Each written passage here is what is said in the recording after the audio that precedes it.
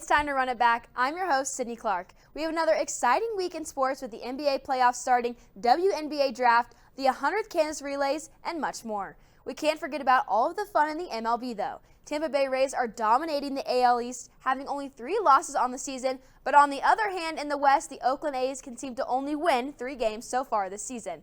Let's go to Jackson Bezdek to update us on what's going on in baseball. Bez, how's it going? It's going great, Sid. Today we're going to dive into a couple teams exceeding expectations so far and a couple teams leaving a little to be desired. Of course, the first team I want to talk about is the Tampa Bay Rays. The Rays have lost 3 out of the last 4, and they still have the best record in the league at 14-3.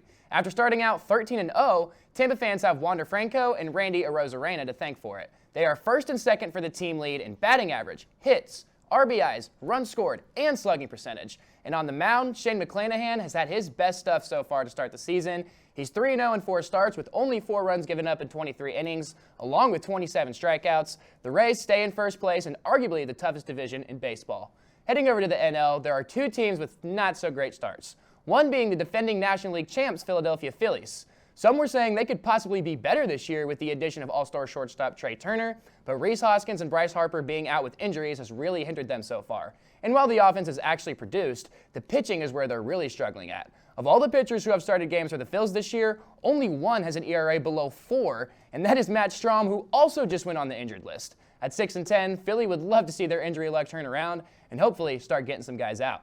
St. Louis Cardinals are the other NL team that have been a bit disappointing so far at 7-10. For starters, their big addition in the offseason was catcher Wilson Contreras, but he has not lived up to that hype yet. Still hasn't hit a home run and has only 12 hits through 16 games. Their starting pitching has been awful, already giving up 51 runs.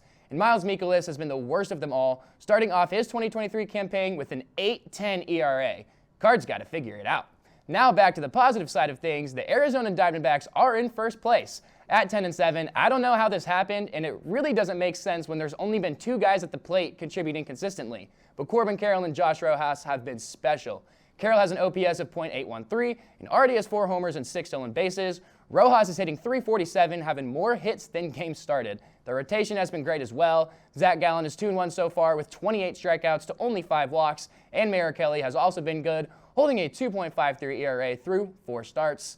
That's all the time I have for now. I'll be back next week to keep you guys updated on all things baseball. Sydney, what other action happened this past weekend? Well, since March Madness is over, but don't worry, the NBA playoffs are back, and so is Barry to give us a recap on the first and second rounds of the playoffs. The 76ers are holding strong over the Nets, leading Series 2-0 in the Western Conference. The Kings are leading the Warriors 2-0, and more Game 2 games will be played tonight. But first, let's head to Barry to go over all the craziness so far. Thank you, Sydney. The NBA playoffs are here. It's what the fans have been waiting for. We had some great first-round matchups over the weekend and including yesterday. First, we're going to start off with the Philadelphia 76ers taking on the Brooklyn Nets. The Sixers offense, mainly their starting 5, put on a show the first game. Tobias Harris, Joel Embiid, and James Harden all combined for 69 points, and Harden also accounted for 13 assists. The Nets defense put their will to collide on Joel Embiid. It wasn't a smart thing to do because all he did was swing into the open guy for the shot. Cam Johnson and Mikal Bridges, the twins, combined for 48 points. It just wasn't enough as the 76ers took the first game up 121-101. Second game, these two combined for 49 points, and 6 players that played in the first game for the Nets didn't play at all. Cam Thomas, a scoring threat, has only played 5 minutes so far.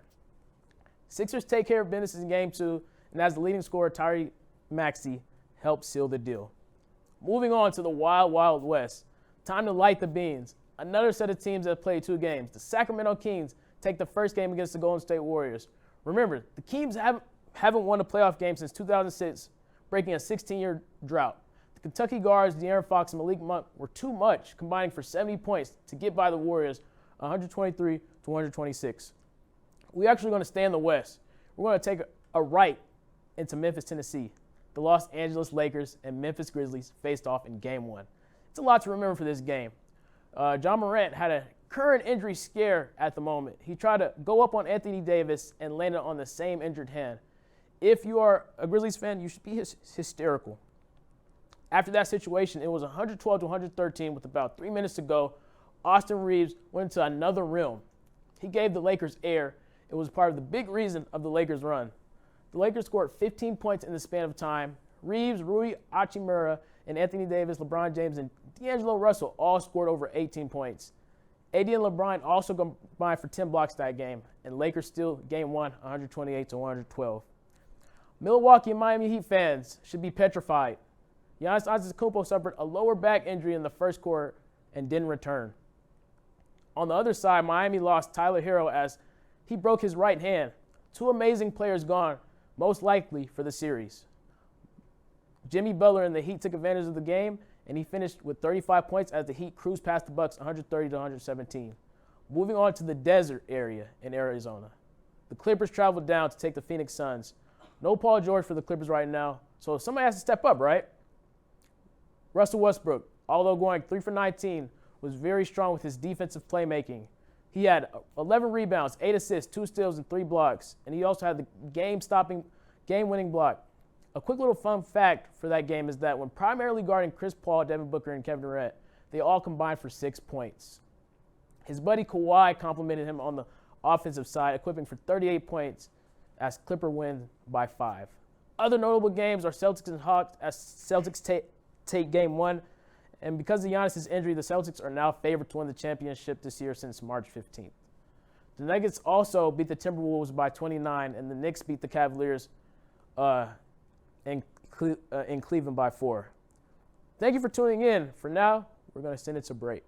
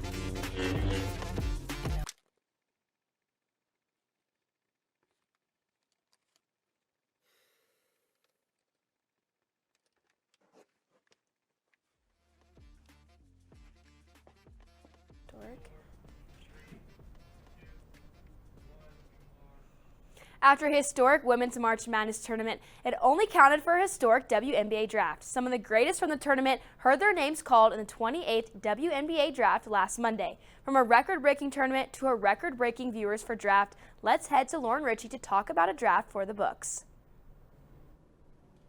That's right. This year's 2023 WNBA draft was one for the books. I mean, over 500,000 viewers were watching. I'm Lauren Ritchie, here to break it down for you. With more than 100 players declaring for the 2023 WNBA draft, only 36 players heard their name called last Monday. With the number 1 overall pick, the Indiana Fever select Aaliyah Boston out of South Carolina. This comes as no surprise as Boston is the reigning Naismith Defensive Player of the Year and is looking to transform the Indiana program and lead the team to a playoff-eligible year. The Minnesota Lynx with the number 2 overall pick selected Diamond Miller out of Maryland.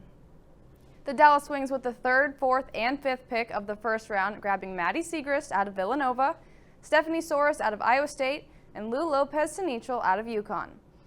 With the number 6 pick, the Atlanta Dream pick up Haley Jones out of Stanford, and with pick number 7, the Indiana Fever grab Indiana's Grace Berger, and the Atlanta Dream back up and selected Letitia Amahir out of South Carolina. The Seattle Storm grabbed Tennessee's Jordan Houston with the 9th pick, followed by the Los Angeles Sparks who take Zia Cook out of South Carolina. The Dallas Wings picked up Maryland's Abby Myers, and to close out the first round with the 12th pick, the Minnesota Lynx picked up Mia Hirsch, a center out of France. Dawn Staley, Naismith Coach of the Year, had 5 of her Gamecocks drafted on Monday. In Staley's words, "You know where they do that at, South Carolina Gamecocks." Fans were hoping to watch Iowa's Caitlin Clark get drafted, but will have to wait one more year as she is not eligible to be drafted in 2023 since a player has to turn 22 during the calendar year of the draft, and Clark turned 21 in January. That wraps up the insight on the WNBA draft. Richie, what's going on in the NHL world? I'm glad you asked, Lauren, because the first 4 games of the NHL playoffs happened last night, and I can't wait to break down the madness that took place. First, we start with things in Raleigh, North Carolina for the opener of this year's playoffs. Game 1 between the New York Islanders and the Carolina Hurricanes. It didn't take long for the Canes to get things rolling as Sebastian Aho netted a power play 1T just 3 minutes and 47 seconds into the first period. The Hurricanes would then score another power play goal in the second to take a 2-0 lead. The Islanders didn't get shut out though, thanks to Ryan Pollock, but they definitely didn't bring their A game to North Carolina. The Owls played sloppy and committed 4 penalties in Game 1, which ultimately led to their 2-1 loss. Staying in the Eastern Conference, the record-setting, President Trophy winning Boston Bruins started their quest for the Cup against the Florida Panthers in Boston. David Pastrnak lit the lamp early for the Bruins by scoring a power play goal almost 6 minutes into the game. The Bruins' other superstar forward, Brad Marchand, will give the Bruins a 2-goal lead in the second period with a beautiful wrist shot that just snuck past the Panthers goalie. The Bruins will ultimately go on to win the game 3-1. Okay, now the 2 night games did not disappoint. Things got started in the West with a Central Division matchup between the Minnesota Wild and the Dallas Stars. Kirill Kaprizov hushed the hometown Dallas crowd early with a power play goal in the first period. But it didn't take long for the Stars to get the crowd back into it as they scored 2 unanswered goals just 2 minutes apart to take a 2-1 lead. However, the Wild would even things right back up at 2, and this is where the game stood for the rest of the second period, the whole third period, the whole first overtime, and over half of the second overtime. Yes, it took 4.5 periods until Minnesota Wild's Ryan Hartman sent Stars fans home unhappy and gave the Wild a Game 1 win. The Wild and Stars weren't the only ones who needed extra time because the final game of the night between the Edmonton Oilers and the LA Kings also went to overtime. The Oilers at one point had the lead 3-1 in the third period, but the LA Kings weren't ready to call a game yet. Adrian Kempe would score his second goal of the night and cut the Oilers' lead to just 1, and then Anze Kopitar would score a thrilling last-second goal with just 16.7 seconds left in the game to force overtime. In overtime, it took just about half of the extra period until Victor Arvidsson and the LA Kings made a couple beautiful passes to set up Alex Iafallo, who would put the final exclamation point on the Kings' comeback win on the road in Game 1. Luckily, we get 4 more games tonight that I'll predict will bring just as much excitement as last night's did. Staying with the things of excitement, let's send it over to always exciting Sydney Clark after the break.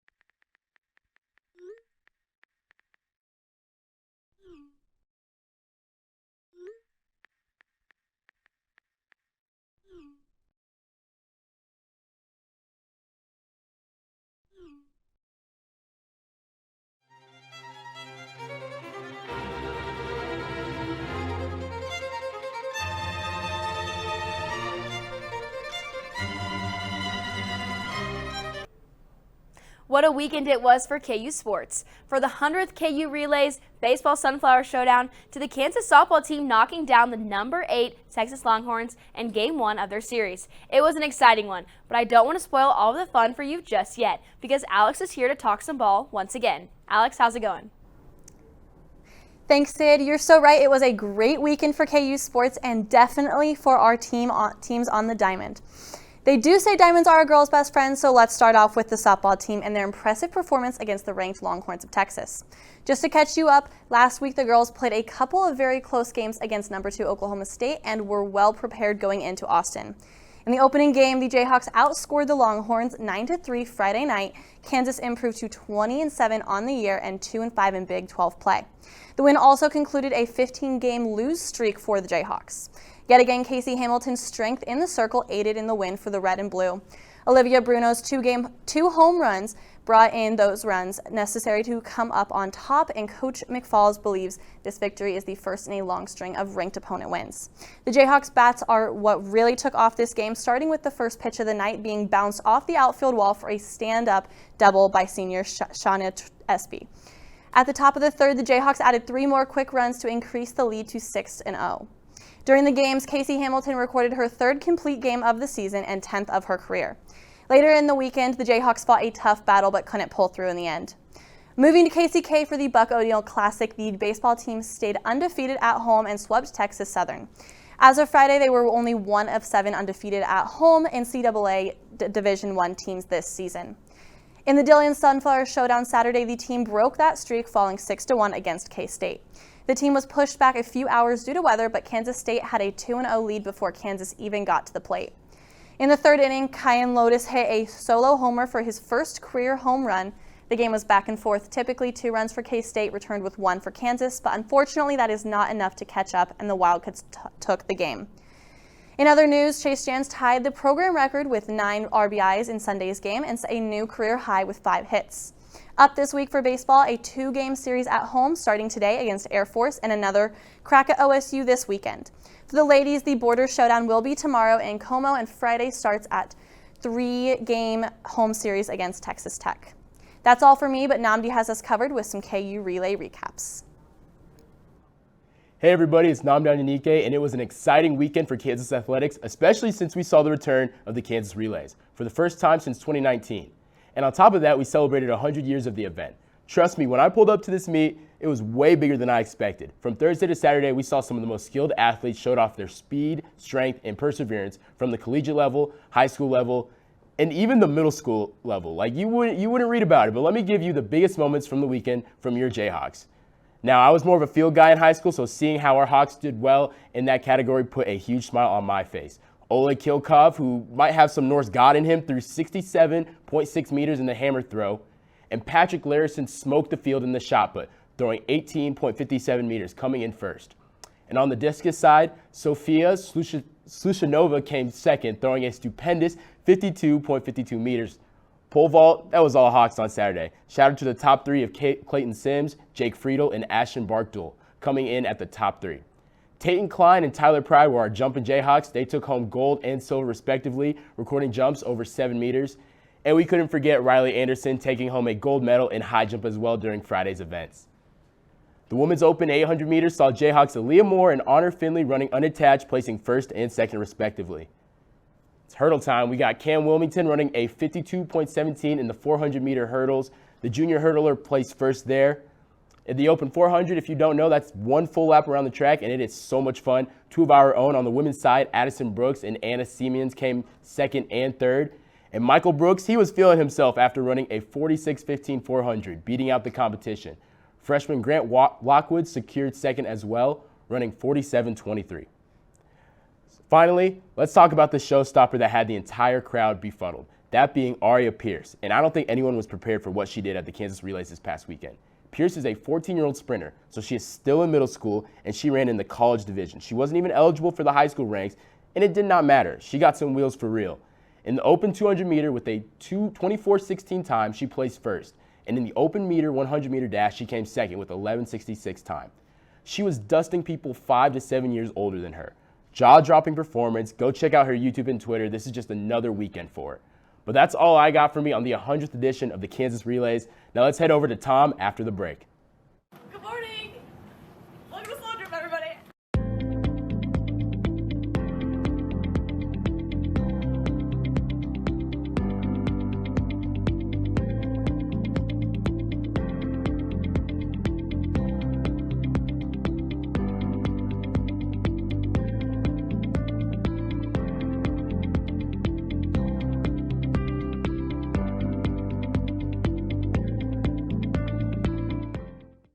ATP players faced off in Monte Carlo at the prestigious Monte Carlo Country Club. Novak Djokovic was knocked out early by Italian player Lorenzo Musetti. In the press conference, Djokovic was not in the mood to talk and is getting prepared for the next tournament, Banja Luka. Djokovic has been struggling recently with an elbow injury, but he should be ready to play. Daniil Medvedev went up against Sasha Zverev in Monte Carlo, and it was a battle. Medvedev won the match in the third set tiebreaker, the match lasting over 2.5 hours, and at the end, Zverev gave Medvedev a rough handshake. He said in the locker room, Medvedev is a very unfair player. Jan-Lennard Struve had a great week in Monte Carlo, defeating Casper Ruud and Taylor Fritz and defending champion Stefanos Tsitsipas played strong tennis in Monte Carlo as well. And I'm sorry that a guy like Diego, so kind and so fair play, feels like this about me. Sasha is not this guy. Sasha is not like Casper, is not like Diego, is not like Andre. When he says someone is not fair play, you're like, okay, great, look at yourself in the mirror. Das ist völlig klar, aber es ist wie es ist. Für mich ist es aber sehr bitter, dass das wirklich eher. Andrei Rublev claimed his first Masters 1000 title. Rublev said in the press conference he could cry, and he was very happy with his performance. Rublev works so hard every week on the ATP Tour and has a great personality, and all the players appreciate it. The ATP action continues in Barcelona with top players Sinner, Alcaraz, and Tsitsipas competing. In Munich, Zverev, Rune, and Fritz are playing. And in Banja Luka, Djokovic hopes to get into winning form, and Andrei Rublev will play as well. On the WTA, the women are headed to Stuttgart, where Sabalenka, Swiatek, Sakkari, and Rybakina are all playing. That's all for me. Now let's head back over to Brock with the top plays of the week. Thanks, Tom. Folks, we have reached that part in our show. It's time for top plays. Let's not waste any more time and jump right in to play number 5. Starting us off, we've got some college baseball action. Washington versus Arizona State, and Simpson crushes this ball to center, but Isaiah Jackson robs what would have been the go-ahead home run. What a great catch to start off our list, and the Sun Devils would go on to win. Speaking of great catches, check out this one made by the Reds right fielder Jake Fraley. This catch keeps the shutout intact, and the Reds would go on to win 8-1, giving the Rays only their 3rd loss of the season. We head to the Stanley Cup playoffs for play number 3. Gustafsson makes the initial save on the wrist shot, but Mason Marchment had a chance to win the game for Dallas on the rebound before Brock Faber, who just got into the NHL, lays out and deflects the shot. Great effort by the young man, and the Wild would go on to win Game 1 3-2. We are staying local for play number 2 to look at this incredible catch by Kansas left fielder Chase Jans. He lays out, makes the catch, and then doubles up the runner trying to tag up to third. Jans also had a 9 RBI game on Sunday this weekend, which tied a program record, but the Jayhawks would lose all 3 games against K-State this weekend. We head to the biggest college baseball series this past weekend for our top plays. 6th-ranked South Carolina is taking on 4th-ranked Vanderbilt, and Vandy's right fielder R.J. Schreck flips over the wall down the right field line to come up with this incredible catch. Vandy would go on to win the series 2-1, and R.J. Schreck is our top play of the week. So there you have it. Those have been our top plays. Let's see what Sydney Clark has picked out for her best moment in sports this past week. Thanks, Brock. My feel-good moment is heading to the Women's Professional Fast Pitch League, having their 2nd draft last night. We were heading to the Washington Huskies, who watched their teammate Bailey Klinger go in the 2nd pick for the 1st round to the Texas Smoke. It was awesome to see women supporting women and teammates supporting their other teammates. The growth of professional softball has been awesome to watch these past few years. Well, that's all we have for you today. We will see you all next week, but don't worry, there are other sports shows you can watch and tune into throughout the week here on KU Media Crossroads. Friday morning, you can tune into Good Morning KU Sports with Playmakers at noon to follow and On the Clock at 1 p.m. We'll see you all next time. Have a great week.